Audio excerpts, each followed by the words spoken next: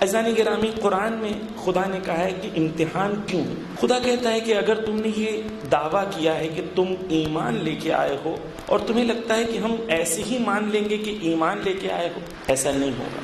تم اگر کہتے ہو کہ میں نے ایمان لے کے آ گیا اور ہم کچھ پوچھیں گے نہیں، ہم کہیں گے اوکے، مثال کے طور پر میں کہوں میں امام حسین کا ماننے والا ہوں، لبیک یا حسین کہوں گا اور ماتم کروں گا، تو میرا کوئی امتحان نہیں ہوگا۔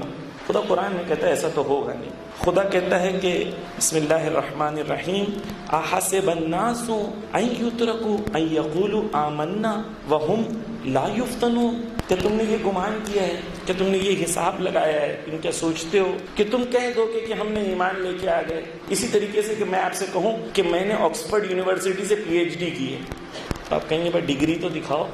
ایمان کا دعویٰ کرنا، اور خدا کہتا ہے کہ یہ ممکن نہیں ہے کہ ہم اسے ترک کر دیں گے، ہم اسے چھوڑ دیں گے اور اسے فتنوں میں نہ ڈالیں، انہیں بلاؤں میں نہ ڈالیں، انہیں مشکلوں میں نہ ڈالیں اور ان کا امتحان نہ لیں۔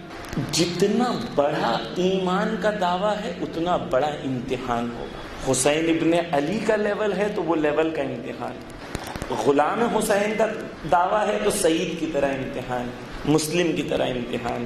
جتنا لیول ہم اپنا بڑھائیں گے امتحان میں، یہی ہوتا ہے۔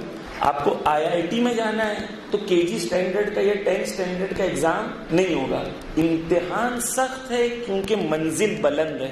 اگر خدا کسی سے سخت امتحان لے رہا ہے تو شکر کرے، کیونکہ خدا نے اس کے اندر کوئی قوت اور صلاحیت دیکھی ہے جو خدا اسے بلند منزل عطا کرنا چاہتا ہے۔ سختیاں انسان کو بلندیوں کی طرف لے کے جاتی ہیں۔